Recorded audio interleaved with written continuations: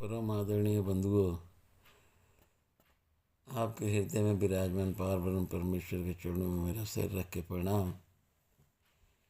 आदरणीय बंधुओं, आजकल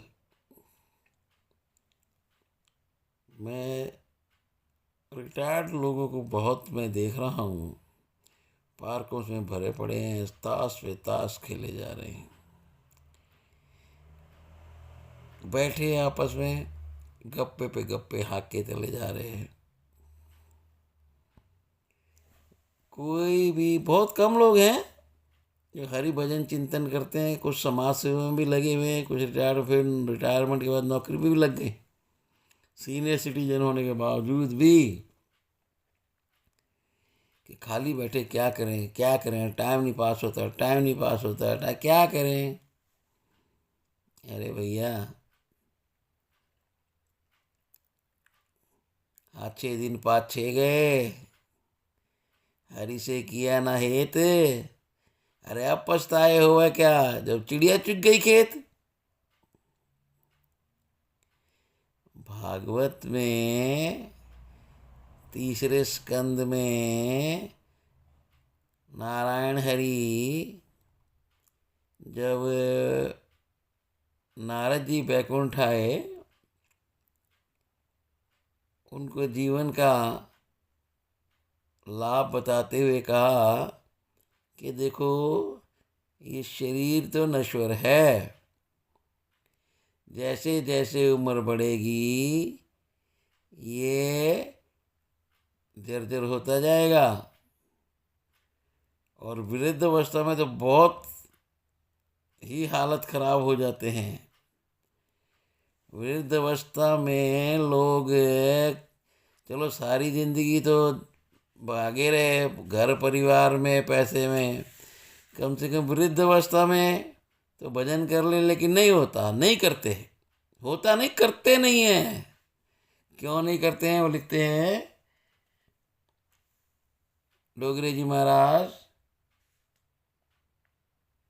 कि वृद्ध अवस्था में ये शरीर तो जर्जर हो जाता है, किंतु मन और बुद्धि जो है ना, वो जवान होते हैं। क्यों जवान होते रहते हैं?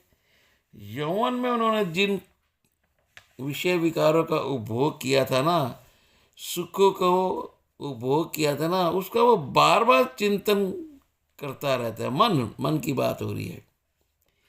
भगवान का चिंतन न हो सके तो कोई हर्जा नहीं है इसमें, लेकिन सांसारिक विषयों का चिंतन तो कभी होना ही नहीं चाहिए।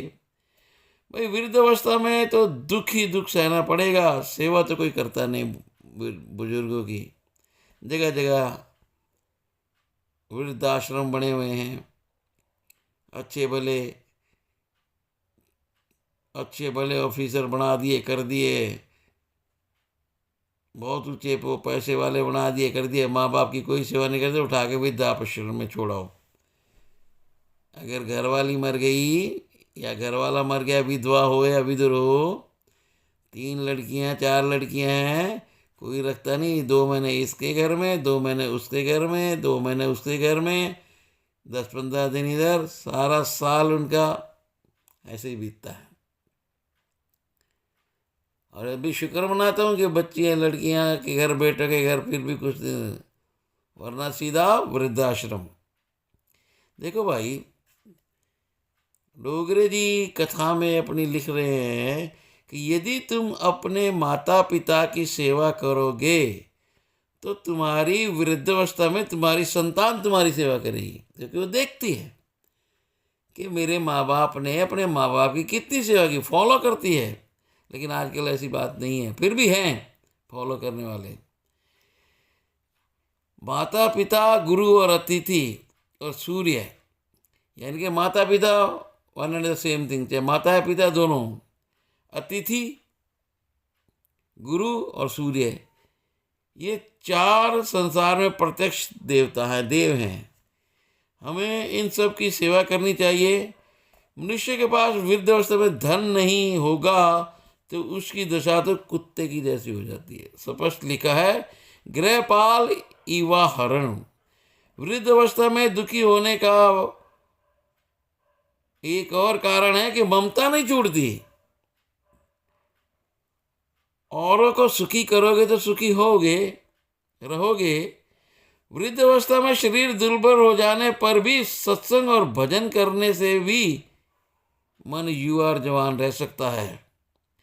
वृद्ध अवस्था में भी यह जीभ बड़ी सताती है।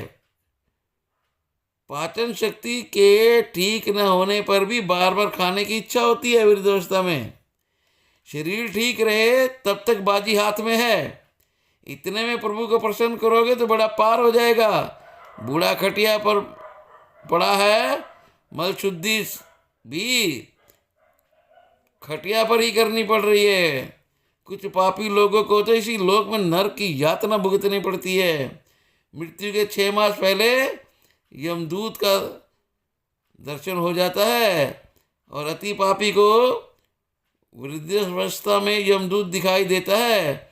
और जिनके लिए पानी की तरह पैसा बहाया गया था, वे लोग उस मरण के किनारे पर पहुंचे हुए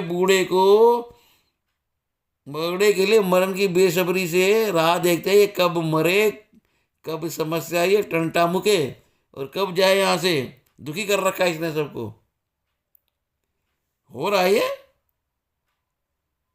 मरते मरते हमें कुछ देता जाए, ऐसा सोचकर ही थोड़ी उसकी कोई सेवा करता भी जाएगा। जदाद तो मेरे ना कर जाएगा, पैसे दे जाएगा, बैंक बैलेंस दे जाएगा, एफडी दे जाएगा, कहीं छुपा रखा होगा किसी से बता जाएगा। कुछ ऐसा ही सेवा करते हैं लोग। सभी स्वार्थी रिश्तेदार आ पहुंचते हैं मरने वाले के पास। तो रिश्तेदारों को भागवत ने लोमड़ी और कुत्तों सा कहा है। पुत्नियां भी बड़ी लालची होती हैं। पिता की बीमारी की खबर सुनते ही दौड़ आती हैं। पिताजी, मैं आपकी मणि मुझे नहीं पहचाना, किंतु मणि बहन भी कुछ उजाला नहीं दे सकी। वह बूढ़ा रो रहा है। वह जानता है कि स्त्री या संतान कोई साथ नहीं जाएंगे, मुझे अकेले ही जाना पड़ेगा, फिर भी विवेक नहीं आता। यमदूत इस जीवात्मा को देह से बाहर खींच कर निकालते हैं। अंतकाल में 2 यमदूत आते हैं, पुण्य पुरुष और पाप पुरुष। दोनों यमदूत जीव आत्मा को मारते हैं। पुण्य पुरुष से जीव कहता है कि पुण्य करने का तुझे अवसर दिया था, फिर भी तूने पुण्य नहीं कमाया। मरते मरते जीव बड़ा छटपटाता है। यमदूत की गति पग से आंख तक होती है। ब्रह्मांड में जो अपने प्राण को शिथिल कर मरता है, यमदूत उसका कुछ नहीं करते थे। यानी कि प्राणों को जो प्राणायाम से, योगा से, अनुलोम विलोम से, कपाल भाती से, भस्त्रिका से, ऐसे योग से जो है ना, पैरों से लेके प्राणों की गति ऊपर तक जिसने अभ्यास किया होता है ना, ऊपर तक, गीता में भी जैसे लिखा है, प्राणों को जो वो यहाँ से कंठ से यहाँ से यहाँ माथे पर, यहाँ से फिर वो परम पद को प्राप्त हो जाता है। इसलिए श्वासों की गति को ध्यान में रखते हुए, चाहे विपස්සना कहो, चाहे कोई भी साधना कहो, श्वासों पे ध्यान रखते करते इस जो शक्ति है जो आपकी, इसको ऊपर उठाओ और हर वक्त हरि का भजन, राम राम राम राम राम राम राम राम राम राम, कृष्ण कृष्ण कृष्ण कृष्ण, राधे राधे राधे राधे राधे राधे राधे राधे राधे। जो मर्जी आपका नाम एक पकड़ लो, कोई रुचि हो जिसमें, तो अजामिल पापी की तरह बुलाओगे बेटे को, नाम था नारायण, मुक्ति हो जाएगी आपकी। तो नाम को जबान से रटते रहो, जबान से। ये बहुत चिकनी होगी है खा पी के माल, इसको थोड़ा नाम रस पिलाओ, राम का रस पिलाओ। बहुत